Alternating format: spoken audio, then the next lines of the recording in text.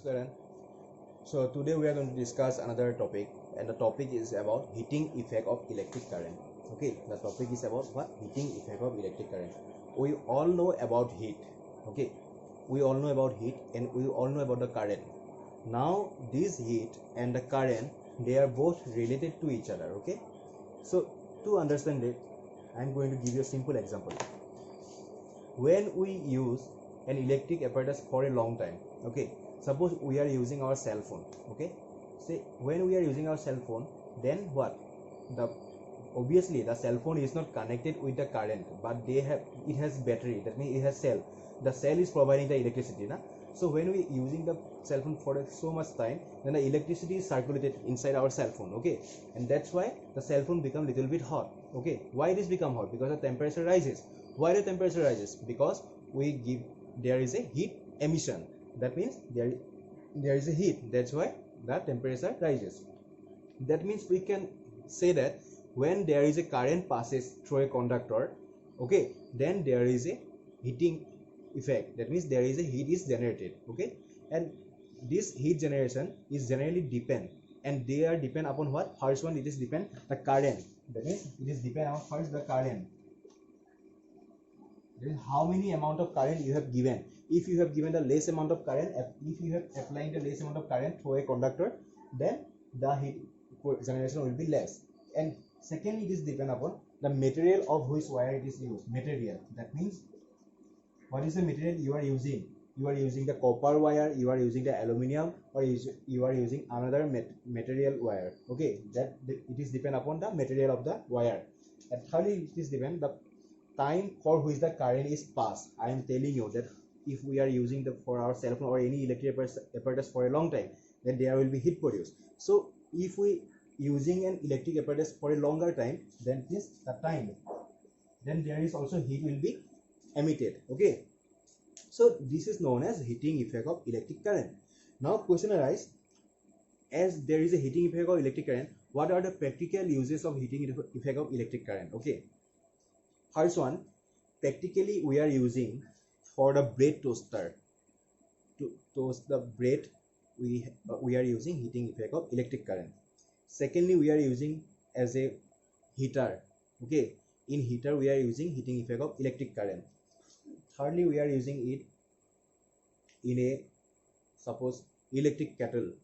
Electric kettle is where we use to boil water, so there we are using heating effect of electric current. And very commonly we are using to press our cloth, that is for ironing our cloth, okay, that is we are using in the iron, so this is also heating effect of electric current, okay. So these are the practical application of heating effect of electric current. Now very interesting thing, see, the interesting thing is what? Resistance.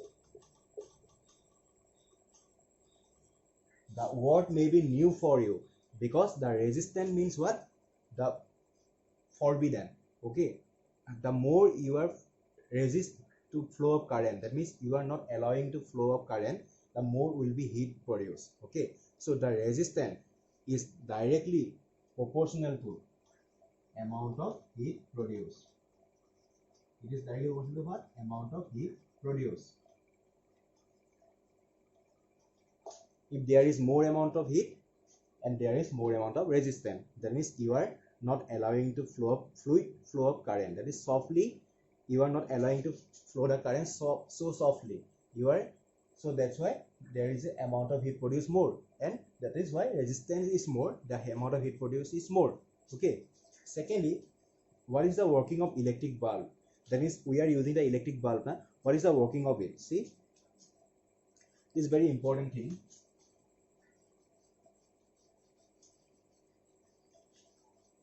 In an electric bulb, suppose there is an electric bulb, okay, there is a, this is called filament, this is called filament, and this is made of the material whose name is what? The name of the material is tungsten. Tungsten, the material is what? Tungsten. Now what is the characteristic of tungsten? See, it has very high melting point, very high melting point. melting point. That means the more amount of melting points are there, that means what, it will not melt until the temperature is very much high. Okay, so when the current is flow through this bulb, then what happens, this has very high amount of resistivity. The resistance of this what, tungsten is very high. Resistance is very high. Okay,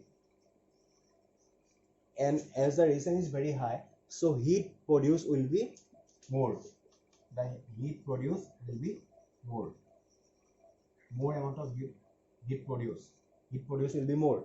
As the heat produced will be more, therefore it start glowing. When the heat produced will be more, then it start glowing. Okay, that means the brightness become very much more, then it is start glowing. As it is start glowing, then we are able to get the light, okay, from a electrical bulb. So it is depend upon what, firstly it is depend on tungsten, because tungsten has very much high melting point, so in very less temperature it does not melt. Okay, secondly, it has very much high melting point, and filament is there, the filament will shine. Okay, as the current passes through the filament is very much more, so the heat generation will become very much more, and the heat generation is become very much more, that means the heat are produced very more, therefore it will glow. And as it is glowing, so the it is become white, and we are able to get the light from the electric bulb. Okay, so depend upon this the electric bulb is made. Now second topic we have another, this is fuse. Okay, so I have told you about the electric circuit. I have told you about electric circuit.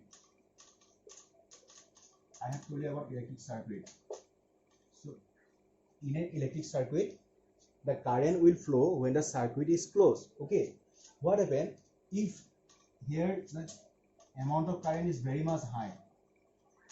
It is very much high. When the amount of current is very much high, then this fuse will automatically breaks. Okay, as the fuse is breaking now, therefore the circuit will become open, because as it is a closed, when the circuit is closed, then only we can get the current. But as the fuse is broken, so as the fuse is broken, therefore the circuit automatically become what, the circuit automatically become open. As the circuit become open, so there will not be any flow of current. That's why in our home, in our any office and colleges, we are using fuse. Why we are using fuse? When the amount of current will be very much high, or that means if there is any situation of high current flow, that is what we call as a, that is the current amount is very much high. Okay, any situation of short circuit, that means if there is a flow of high current are there in the circuit, then there will be possibility of short circuit. Okay, and for that, to prevent that short circuit, we use the fuse, because the fuse automatically breaks down, and as it breaks down, therefore the circuit become from closed to open. As the circuit become open, there will not be any flow of current, so we can prevent the short circuit by using the fuse. Okay, so this is the main working of fuse. Okay.